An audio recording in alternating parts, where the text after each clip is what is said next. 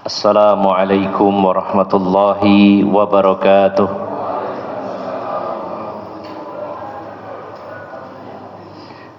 Alhamdulillahilladzi arsala rasulahu bil huda wa dinil haq liyuzhirahu 'alad dini kullihi wa kafa billahi syahida.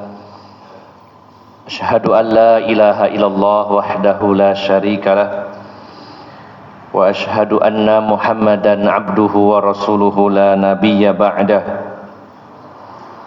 Sallallahu alaihi wa ala alihi wa ashabihi wa tabi'in wa tabi'it tabi'in wa man tabi'ahum bi ihsanin ila yaumiddin.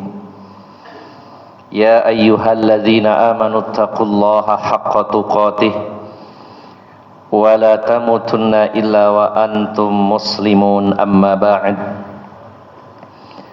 Para alim ulama, para ustaz, para sesepuh, bini sepuh yang senantiasa saya hormati dan saya muliakan, bapak-bapak dan ibu-ibu jamaah Masjid Al-Ikhlas yang dirahmati Allah Subhanahu wa ta'ala. Alhamdulillah, rasa syukur yang sebesar-besarnya kita panjatkan kehadirat Allah Subhanahu wa ta'ala yang telah memberi kesempatan kepada kita pada pagi hari ini untuk bisa hadir di dalam majelis ilmu. Sesungguhnya benar yang menghadirkan kita di tempat ini adalah Allah Subhanahu wa ta'ala, karena Allah lah yang telah menggerakkan hati kita sehingga kita memiliki niat yang kuat untuk hadir di sini. Kemudian Allah pula yang memberikan kekuatan kepada kita sehingga kita sampai di tempat ini. Dan juga Allah Subhanahu wa ta'ala yang masih memberikan semangat kepada kita semuanya sehingga diberi kemudahan oleh Allah pada pagi hari ini untuk bersama-sama berupaya mengangkat dan menghilangkan kejahilan dalam urusan agama. Kita hadir di majelis ilmu dalam upaya menghilangkan kebodohan dalam urusan agama dalam diri kita semuanya. Karena Bapak Ibu jamaah sekalian yang dimuliakan Allah Subhanahu wa ta'ala, yang namanya penyakit itu bersifat umum. Bisa penyakit yang berkaitan dengan fisik, bisa penyakit yang berkaitan dengan mental, berkaitan dengan ruh, dengan hati, dengan akal. Maka termasuk di antara penyakit manusia adalah penyakit kejahilan dalam urusan agama, ketidakfahaman dalam urusan agama. Dan setiap orang tingkat keparahan sakitnya dalam hal ini berbeda-beda.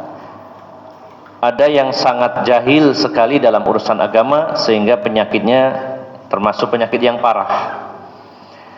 Dan ada yang sedang-sedang dan juga ada yang ringan. Maka selama kita memposisikan diri sebagai orang yang masih kurang dalam berilmu, berarti kita sebenarnya masih berpenyakit. Rasulullah SAW pernah menegur dengan keras ketika ada satu kejadian di zaman beliau, yaitu sebagaimana di dalam hadis yang diriwayatkan oleh Imam Abu Dawud dari sahabat Jabir bin Abdullah radhiyallahu anhu. Sahabat Jabir bercerita, kami pernah bepergian dalam satu rombongan. Kemudian salah satu dari kami ada yang tertimpa batu di kepalanya sehingga terluka cukup serius. Kemudian lelaki yang terluka ini tertidur, dan uniknya tertidur lalu ihtilam, yaitu mimpi basah. Maka dalam kondisi normal orang yang mimpi basah atau keluar mani harus mandi janabat. Saat terbangun, laki-laki ini bingung harus bagaimana, karena kalau dia mandi dengan air dikhawatirkan akan menambah lukanya parah. Maka dia bertanya kepada teman-temannya, apakah saya mendapatkan rukhsah keringanan untuk bertayamum dan tidak usah mandi dengan air? Maka spontan teman-temannya menjawab, oh nggak bisa, kamu bisa pakai air, nggak boleh kamu pakai debu untuk tayamum, kamu masih bisa pakai air.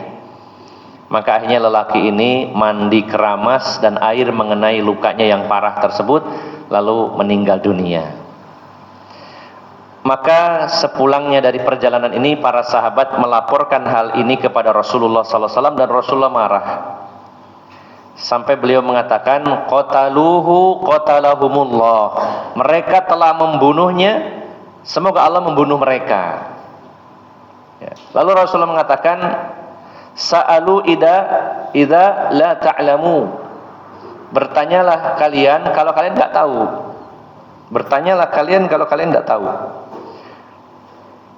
Fa inna syifa'al ali as-su'al, kata beliau, karena obat dari penyakit tidak tahu adalah bertanya. Obat dari kejahilan adalah bertanya dan belajar agama.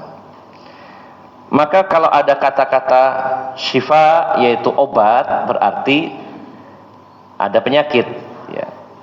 Jadi kurang lebihnya beliau mengatakan inna al-jahlu da'un wa syifa'uhu as-su'al. Sesungguhnya kebodohan dalam urusan agama ini adalah penyakit dan obatnya adalah dengan belajar, dengan bertanya. Maka kalau kita masih merasa bahwa diri kita ini masih bodoh dalam urusan agama, terutama saya, maka berarti kita masih penyakitan dan kita harus mencari obatnya. Dan kita hadir di majelis-majelis ilmu seperti pagi hari ini dalam rangka ndolek tombo atau mencari obat. Jadi banyak istilah yang bisa kita gunakan saat kita pergi berangkat untuk ke kajian atau berangkat ke majelis-majelis ilmu. Di antaranya kalau ada yang bertanya mau kemana, dolek tombo, ya ini kan tidak populer Pak ya. Lo sampean loro nopo? Ya loro guru ngerti. Karena saya masih kurang ilmu dan itu kata Rasulullah adalah penyakit dan saya harus nyari obatnya. Maka semakin kita semangat untuk belajar agama ini, semakin banyak pula kita dapatkan obat untuk mengobati penyakit kita. Mudah-mudahan Allah angkat kejahilan dan kebodohan dalam diri kita, yaitu terutama dalam urusan agama ini. Bapak Ibu yang dimuliakan Allah Subhanahu wa taala, kita akan lanjutkan kajian kitab Asyratus Sa'ah. Dan pada pagi hari ini poin terakhir dari tanda-tanda kecil kiamat, yaitu poin yang 57. Poin yang ke-57 dari tanda-tanda kecil kiamat adalah istihlalul baitil harami wa hadmul ka'bati. Penghalalan Baitul Haram dan penghancuran Ka'bah. Seperti biasa penulis merangkum dulu kemudian baru menjabarkan dalil-dalilnya. La yastahillu al-baital harami illa ahluhu wa ahluhu humul muslimuna. Fa idza istahalluhu fa innahu yusibuhumul halak. Thumma yakhruju rajulun min ahli al-Habasyah yuqalu lahu dhus suwaiqataini fayukhribul ka'bata wa yanquduha hajran wa yusallibuha hilyataha wa yujarriduha min kiswatiha wa dzalika fi akhiriz zaman hina la yabqa fil ardi ahadun yaqulu Allah Allah walidzalika la yu'ammarul baitu ba'da hadmihi abadan kama jaa bidzalika al ahadisus sahihatu. Tidak akan ada yang menghalalkan Baitul Haram kecuali ahlinya, dan ahlinya adalah mereka kaum muslimin. Maksudnya dihalalkan di sini itu dibebaskan untuk diperlakukan sesuai keinginan orang yang melakukannya, dan pada intinya adalah dihalalkan di sini artinya sudah tidak ada fungsi lagi sehingga dihancurkan, dan yang menghancurkan adalah kaum muslimin sendiri, ya. Dan kalau sudah dihalalkan Baitul Haram ini atau Masjidil Haram ini dan juga Ka'bah di dalamnya, maka Ka'bah atau Baitul Haram ini akan mengalami kehancuran, di mana akan keluar seorang laki-laki dari Habasyah, Ethiopia, yang disebut atau diberi nama Dzul Suwaiqataini. Dzul Suwaiqataini. Zu artinya si empunya atau pemilik, ya. Suwaik artinya dari kata sak. Sak itu artinya betis. Suwaik betisnya kecil, ya. Jadi pemilik dua betis yang kecil, ya, di panggilan Dzul Suwaiqatain.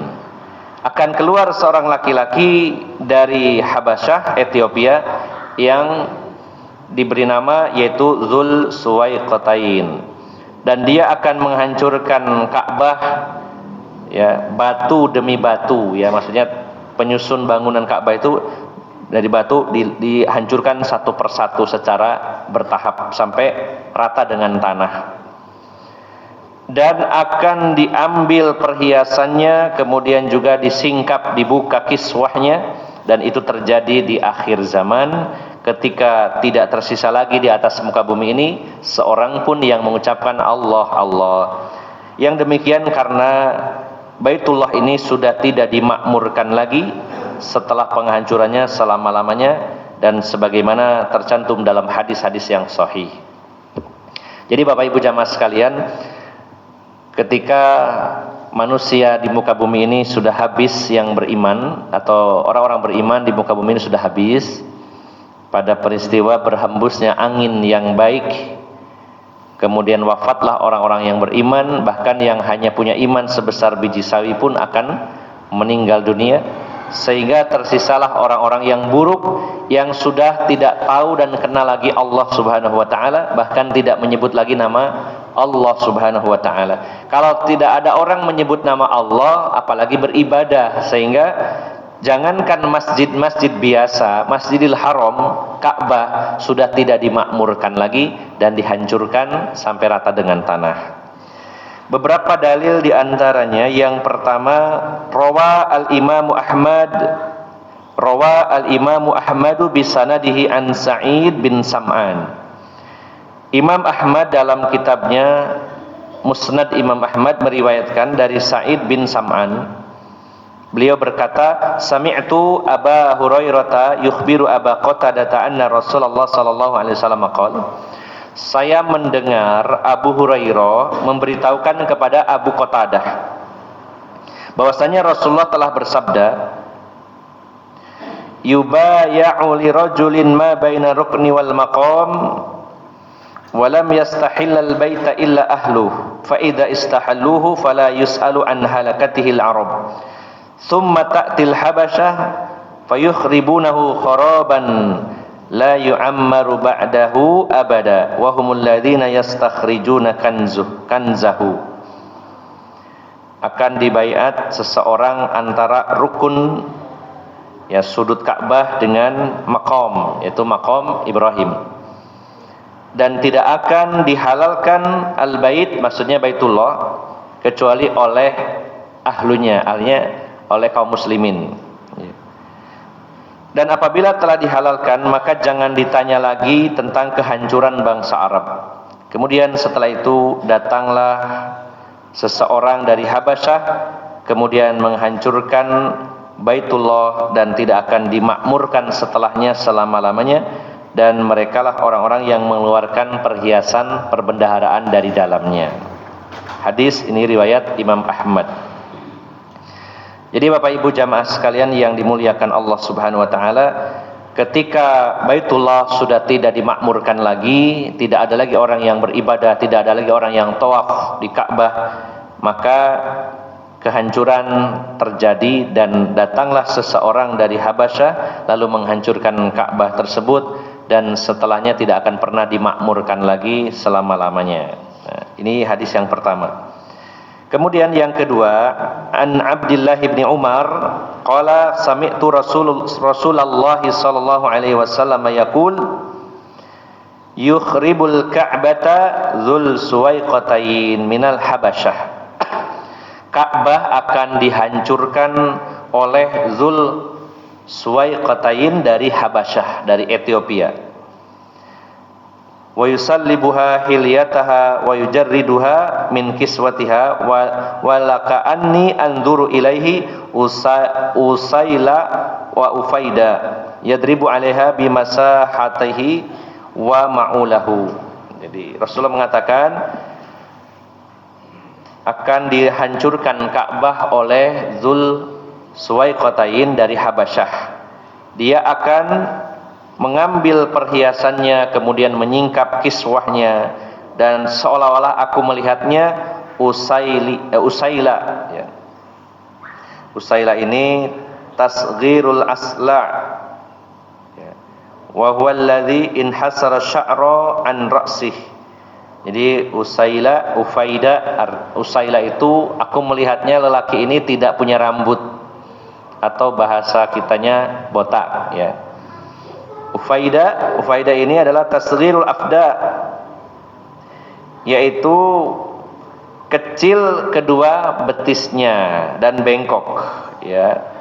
Jadi ciri-cirinya orang ini yaitu tidak berambut alias botak, kemudian kecil atau pendek kedua betisnya, dan dia akan menghancurkannya dengan cangkul dan sekopnya ya.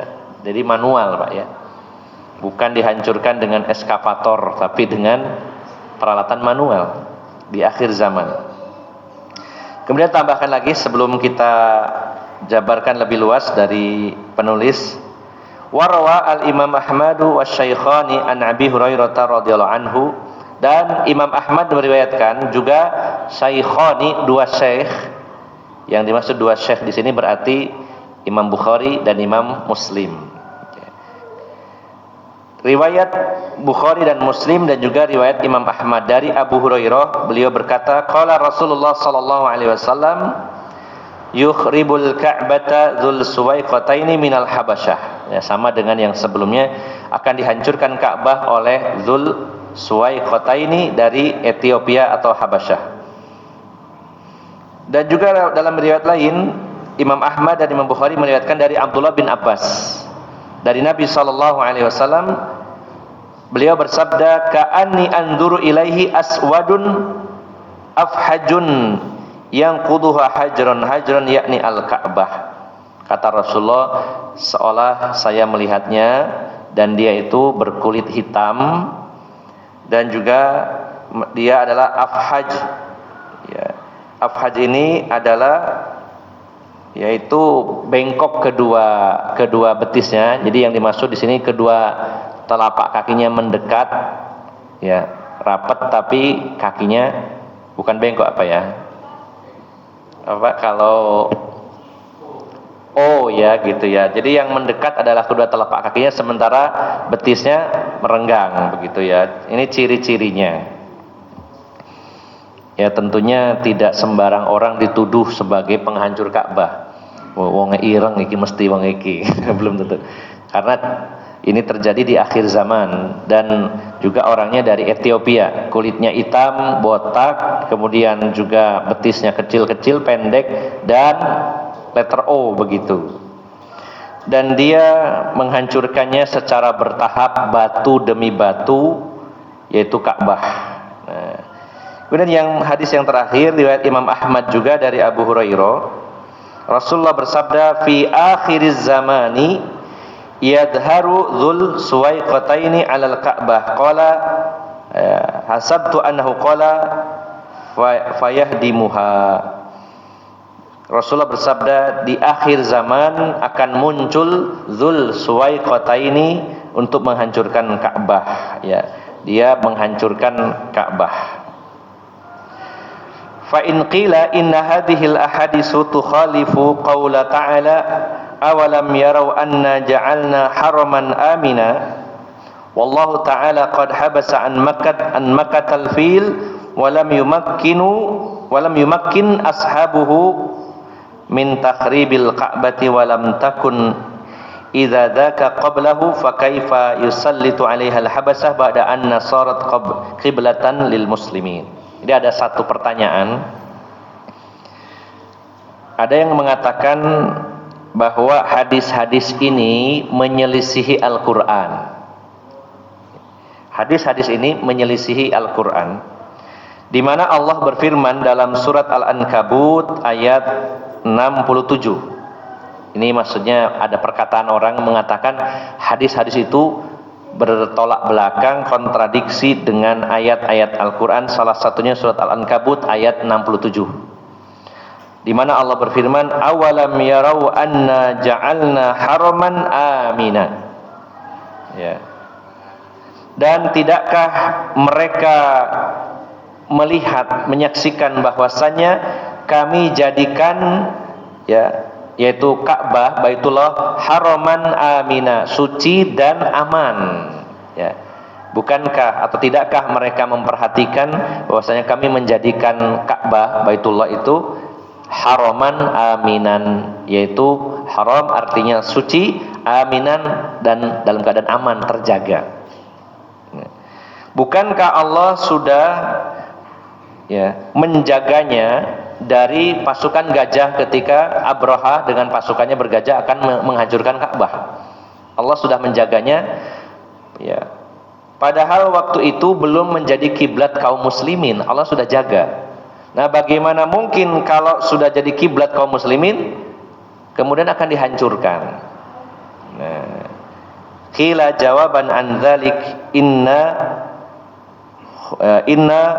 kharabal ka'bati yaqa'u fi akhir zaman qaruba qiyamus sa'ah hina la yabqa fil ardi ahadun yaqulu Allah Allah.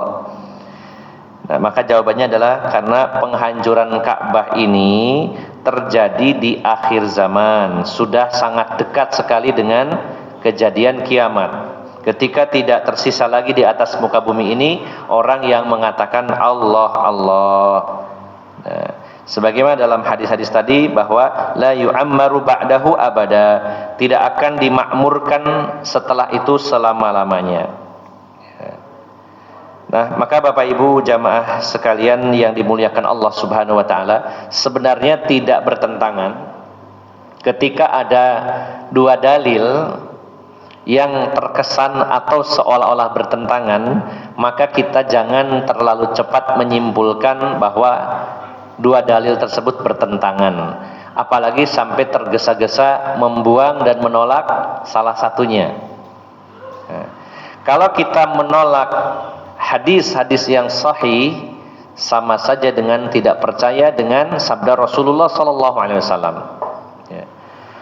Karena banyak sekali orang yang dengan mudahnya mendhaifkan lalu membuang hadis-hadis yang sahih dengan alasan bertentangan. Ya. Bahkan sampai ada orang yang menolak hadis-hadis sahih tentang turunnya Isa ibnu Maryam, padahal hadis-hadisnya mutawatir, diriwayatkan oleh banyak sekali para perawi hadis dan jumlahnya puluhan hadis. Hanya gara-gara ada keyakinan dalam agama Nasrani bahwa di akhir zaman Yesus akan turun ke muka bumi, lalu karena alasan itu maka hadis-hadis Nabi SAW ditolak. Padahal kita yakin bahwa Al-Quran maupun hadis, selama hadis itu benar-benar dari Rasulullah SAW, keduanya adalah wahyu dari Allah Subhanahu wa ta'ala. Maka ketika sepintas ada dalil yang seolah-olah bertentangan, maka jangan cepat disimpulkan bahwa dalil ini kontradiksi, apalagi sampai cepat-cepat membuang salah satunya.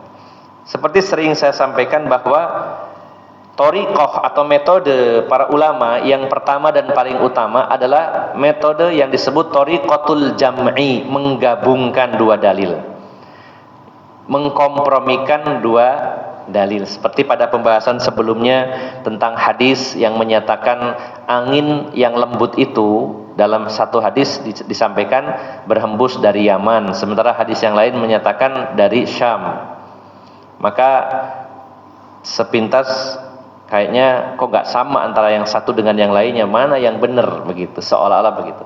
Maka para ulama menggabungkan, mereka memiliki pendapat diantaranya bisa jadi yang disebutkan oleh Nabi SAW, angin itu berhembusnya dari 2 titik tersebut, tidak ada salahnya.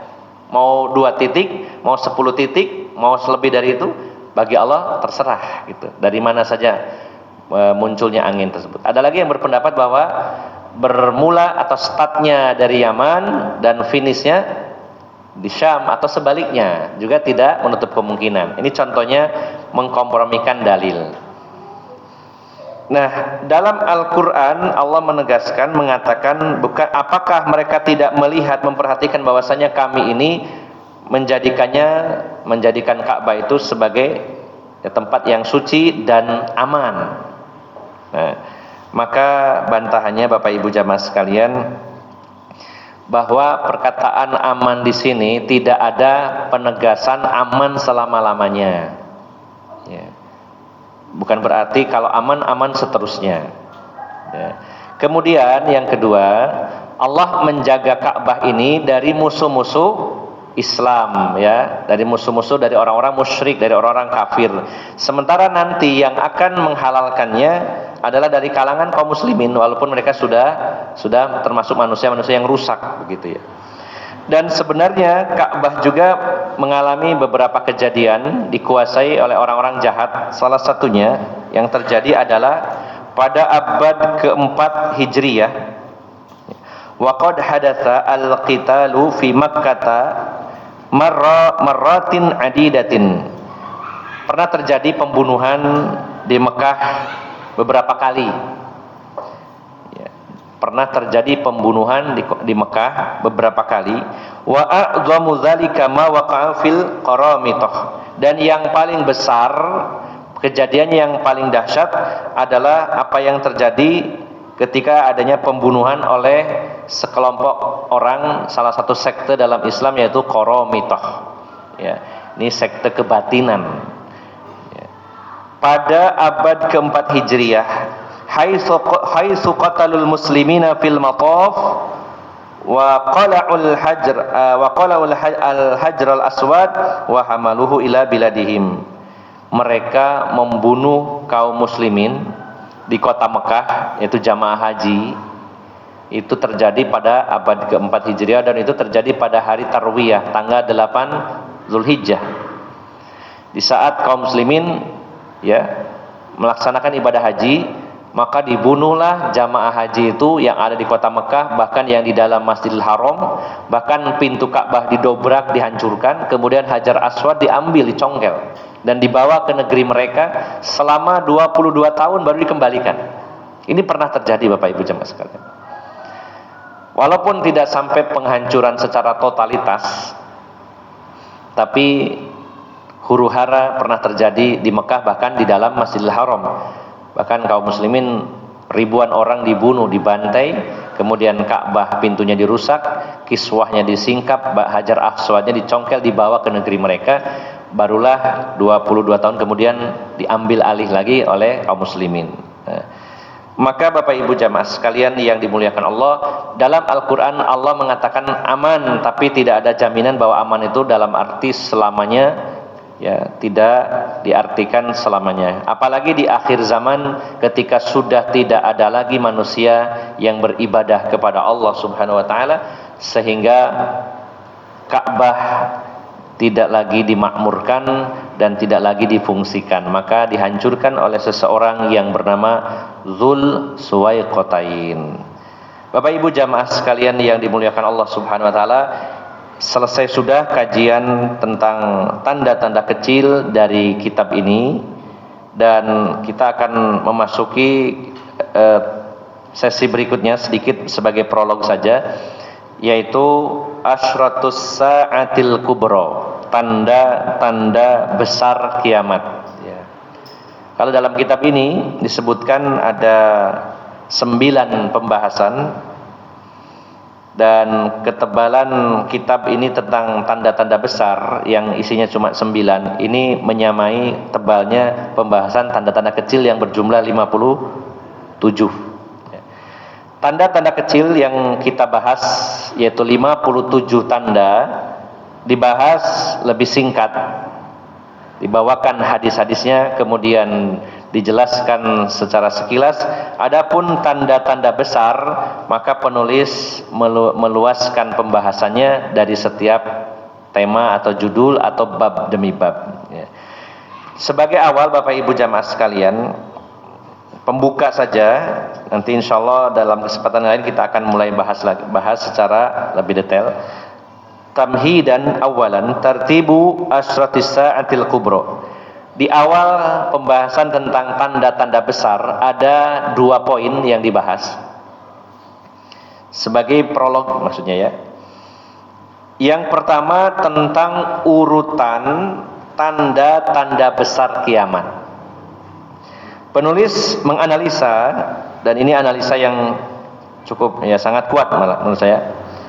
Beliau mengatakan lam ajid nassan sarihan yubayyinu tartiba asyratis sa'atil kubra hasba wuqu'ihi wa innama jaa dzikruha fil ahadisi mujtami'atun biduni tartib idza kana tartibuha fi dzikri la yaqtadi tartibuha fil wuqu' faqad jaa al-'atafiha bil waw wa dzalika la yaqtadi at-tartib.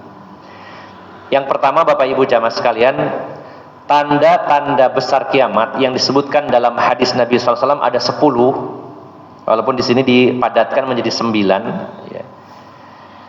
Tanda-tanda besar kiamat yang berjumlah 10 dalam hadis-hadis Nabi SAW. Maka kata beliau, saya tidak pernah menemukan dalil tentang urutannya secara detail. Yang pertama apa, yang kedua sampai ke 10 ya. Jadi belum saya temukan dalilnya yang menjelaskan urutan atau tanda-tanda kiamat yang besar ini secara kronologis dari sisi waktu. Yang ini dulu, kemudian ini secara urut runtut sampai 10 ya. Karena dalil-dalil yang ada tentang kejadian atau tanda-tanda besar ini antara satu yang hadis dengan yang lainnya itu berbeda-beda. Maksudnya urutannya disebutkan Rasulullah berbeda-beda dalam satu hadis dengan hadis yang lainnya. Kalau memang harus runtut, harusnya semua hadis sama urutannya. Tapi faktanya Rasulullah SAW menyebutkannya dalam satu hadis berbeda dengan hadis yang lainnya. Nah, sebagai contoh riwayat Imam Muslim dari Huzaifah bin Usaid al-Ghifari. Huzaifah bin Usaid al-Ghifari, Rasulullah SAW hadir di tengah-tengah kami sementara kami sedang membahas sesuatu. Lalu Rasulullah bertanya, "Ma tadzakarun, apa yang sedang kalian bahas wahai para sahabat?" Qalu nadhkurus sa'ah. Kami sedang membahas tentang kiamat wahai Rasulullah sallallahu alaihi wasallam. Jadi para sahabat dulu sering sekali membahas tentang kiamat. Padahal kita sekarang semakin dekat dibandingkan dengan para sahabat dengan kiamat, tapi jarang bahas. Ya, makanya dalam kajian ini kita bahas, karena yang lebih sering kita bahas hal-hal yang lain, terutama perkara-perkara dunia. Ya. Maka dulu para sahabat sering ngobrol membahas tentang kiamat, sehingga mengingatkan mereka akan hari akhirat. Kami sedang membahas kiamat wahai Rasulullah. Lalu Rasulullah bersabda, "Innaha lan taquma hatta tarawna qablaha asyra ayatin." Sesungguhnya kiamat tidak akan terjadi sebelum kalian menyaksikan, sebelum kiamat terjadi itu ada 10 tanda. Kalau kalian sudah menyaksikan, mengalami, melihat 10 tanda ini, maka kiamat akan terjadi. Maka Rasulullah menyebutkan fazakaro ad-dukhon, yaitu dukhon. Nah, tiba-tiba langsung Rasulullah membahasnya dukhon, yaitu kabut, asap yang menyelimuti bumi. Kemudian dajjal, ya, dabah, binatang melata, tulu'us syamsi min maghribiha, wa nuzulu Isa bin Maryam wa Ya'juj wa Ma'juj wa thalathatun khusuf khasfun bil masyriq wa khasfun bil maghrib wa khasfun bi jaziratil arab wa akhiru dzalika narun takhruju minal yaman ya tatrudun nasa ila mahsyarihim. Kata Rasulullah, 10 tanda itu adalah kabut atau asap, kemudian dajjal, kemudian dabah binatang melata, terbitnya matahari dari barat, turunnya Isa ibnu Maryam, Ya'juj wa Ma'juj, dan 3 penenggelaman ke dalam bumi, yaitu penenggelaman di timur, di barat, dan di Jazirah Arab. Dan yang terakhir adalah api yang keluar dari Yaman menggiring manusia. Nah, tapi dalam redaksi yang lain berbeda lagi. Contohnya dalam hadis riwayat Muslim, Rasulullah bersabda, "Innas sa'ata la takunu hatta takuna 10 ayat." Sesungguhnya kiamat tidak akan terjadi kecuali setelah muncul 10 tanda, yaitu khasfun bil masyriq wa khasfun bil maghrib wa khasfun bi jaziratil arab. Disebutkan penenggelaman nomor 1, 2, 3. Padahal tadi sebelumnya disebutkan di nomor 7, 8, 9 ya. Ini ditempatkan di awal. Baru Dukhon, Dajjal, Dabah, Ya'juj wa Ma'juj, tulu'us syamsi min maghribiha, dan api dari Yaman yang menggiring manusia. Ini contohnya antara satu hadis dengan hadis yang lainnya tidak disebutkan sama dari sisi urutan kejadiannya. Maka penulis menyimpulkan bahwa saya pribadi, dan ini insya Allah yang benar, lebih kuat, tidak ada dalil satupun yang saya temui yang menyebutkan urutan dari 10 tanda itu ya secara runtut 1, 2, 3 sampai 10. Karena antara yang satu hadis dengan hadis berikutnya berbeda. Namun Bapak Ibu jamaah sekalian, nanti ada sebagian dari yang 10 tadi disebutkan secara urut. Contohnya munculnya Imam Mahdi ini lebih dulu daripada Dajjal. Imam Mahdi muncul, kemudian baru setelah itu Dajjal. Nah, ketika Dajjal ini tidak berhasil dibunuh oleh Imam Mahdi, maka turunlah Nabi Isa yang membunuh Dajjal. Jadi kalau ditanyain urutan yang 10 itu apa saja, kita tidak tahu. Tapi kalau ditanya lebih dulu mana kemunculan Dajjal dengan Nabi Isa, jawabannya lebih dulu muncul Dajjal. Karena sebelum terbunuh, Dajjal ini dengan leluasa melakukan kerusakan di muka bumi ini sampai turunnya Nabi Isa. Dan setelah Nabi Isa membunuh Dajjal ini, kemudian muncullah tanda-tanda yang lainnya, yaitu ada Ya'juj wa Ma'juj diantaranya, dan tanda-tanda lainnya.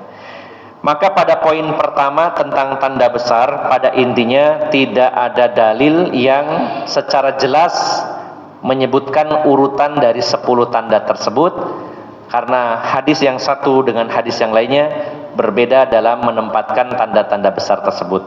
Tetapi ada sebagian, tidak total 10, ada beberapa dari tanda kiamat yang disebutkan oleh Nabi SAW dalam satu hadis urutannya. Setelah adanya Imam Mahdi, kemudian ada munculnya Dajjal, kemudian dibunuh oleh Nabi Isa alaihissalam. Nah, ini artinya ada urutan tapi tidak secara lengkap ya 10 tanda ini. Ini yang pertama sebagai prolog. Yang kedua,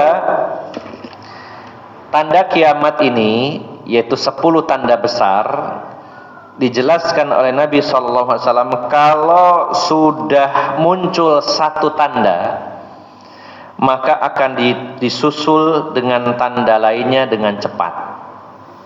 Berbeda dengan tanda-tanda kecil yang dikumpulkan penulis 57, ini bukan sebuah batasan. Mungkin dalam kitab yang lain bisa kurang, bisa lebih. Nah, kalau tanda-tanda kecil terjadi dalam rentang waktu yang panjang, ya, bahkan sejak zaman Nabi SAW sampai dekat dengan gerbangnya kiamat. Contohnya tanda kecil dulu kita sudah bahas, yaitu diutusnya Rasulullah SAW. Bi'satun Nabi SAW adalah tanda kiamat. Diutusnya Rasulullah SAW, wafatnya Rasulullah SAW, jika dihubungkan dengan tanda yang lain, contohnya munculnya angin lembut yang menjadi sebab kematian kaum mukminin, ini rentang waktunya berapa ribu tahun.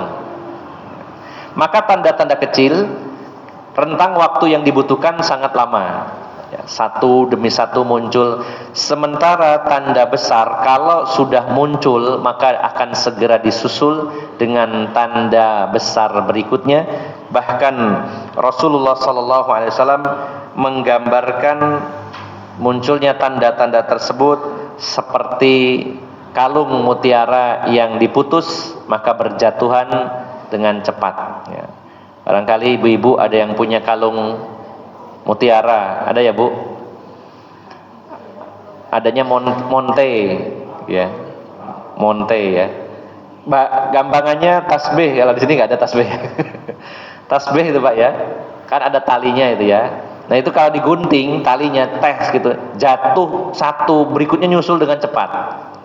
Nah, digambarkan oleh Rasulullah saking cepatnya seperti rangkaian kalung mutiara yang diputus, maka mutiara yang satu dengan berikutnya berjatuhan dengan sangat cepat. Brul. Nah, kalau tanda kiamat itu yang besar tadi muncul satu, maka akan segera disusul dengan cepat dengan tanda-tanda lainnya. Ketika Imam Mahdi muncul, wah itu sudah start, berarti tanda besar lainnya akan datang beruntun dengan cepat, dan setelah itu terjadilah kiamat. Ini perbedaan antara tanda kecil dengan tanda besar.